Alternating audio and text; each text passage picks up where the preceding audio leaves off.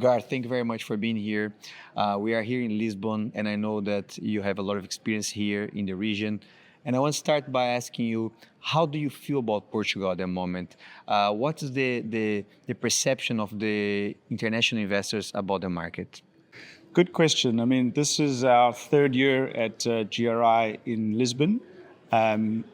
It's in the earlier years, we always sort of saw positivity for Portugal. The rest of Europe was going through some struggles. And now this is the third year of that same message coming across. What was interesting this year was a lot more foreign investors and developers coming to see what's going on and really looking to see how they can get into the Portuguese market. I think we've had some challenges on some licensing as well, which I think we're nearly there with. But the general consensus as well across the investors and developers is a lot of optimism. And it's really across most of the investment space, I'd say maybe with the exception of offices, but all the rest of the sectors, it's very positive aspirations within Portugal, which is good news. Yeah. Perfect. When it comes to opportunities, is you believing that an investor can find opportunities in every single asset class here? Maybe in office is a question mark, but in any asset class? Or do you believe there is any favorite one? You also believe that opportunities are related to location? What's your perception? Good question. It's one of the topics we were just talking about now. So I think in your core areas, if we take Lisbon, there's definitely opportunity between Lisbon itself and Cascais. If you take south of the A5 highway on the coast, I think that's always going to be a very strong fundamentals in area, particularly in residential. Where we are seeing the need is for scale, and for scale, it's hard to do within these sort of built-up areas. So we're seeing growth on the northern coastal areas and southern coastal areas of Lisbon, particularly. So, for example, we're doing quite a large investment in Ericeira. So you've got the ability to create mixed-use schemes, and these days with traffic, it's almost the same amount of time from Cascais to Ericeira. And we're also seeing a lot of other development just south of Lisbon as well. So tourism, serviced residents, a big drive, particularly from foreigners who want second homes, wanting to live maybe 6 or 8 months in Portugal, the rest of the time in other locations, and they know that the properties are taken care of. And as you're looking into that serviced offering space, touching on into senior living and independent living. So there's a big drive in that sort of serviced accommodation area, from serviced apartment all the way up to senior living.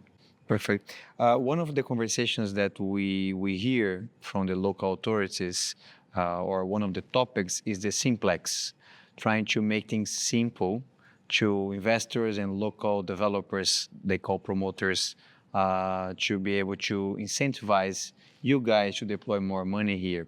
Do you believe we are going to the right direction? How much you know about simplex, and how confident are you that this could help or not the industry? Very good question. At first, I was a bit skeptical. It sort of changes, and you're always wanting to see how these changes come about.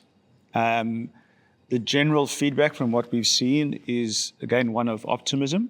The simplex will take some more of the simpler licensing process and allow those to come through to market with speed. So it allows a bit more product to come to the market, particularly on owners of small properties. On the bigger ones, it's still a little bit more complicated.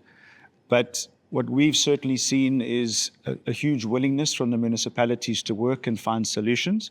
I think over the next 2 to 3 years, there'll still be some rectifications in the laws that need to take place, as it was quite a sudden and big change. So there's still a few things that might refer to developments need to be in accordance with Clause 12, but Clause 12 no longer exists, so they still need to do a bit of changes on there. But what we've seen is, particularly in the new government that's been elected, is a lot of initiatives coming forward, and that's bringing confidence in the local market and international market. So we were talking now at an event now about how the sales cycles slowed down last year, sort of October now. and has noticed quite a significant uptake of further investment in Portugal over the last few months. So we see it as an absolute positive. It is a momentum shift. It's not a turn the switch or flick the switch and a sudden change. But we are seeing a lot faster processes already coming into place. It'll be a 2 or 3 year process to get some real momentum. So, in short, while we see challenges in the UK, Germany, the Nordics, France, would you say that you are very positive about what we're going to see in the next few months and a couple of years here in Portugal? 100%. I'd say the biggest challenge in Portugal is its scale. So looking at projects, and to do projects in the city centres, they're very small. So I say that's the biggest challenge.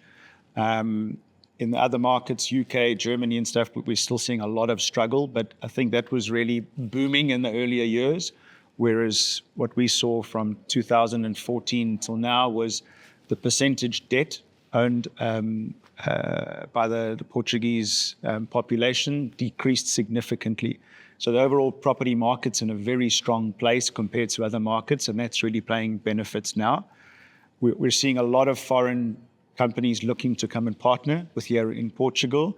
And so the biggest challenge there is scale. So they're used to speed in terms of licensing in the rest of Europe.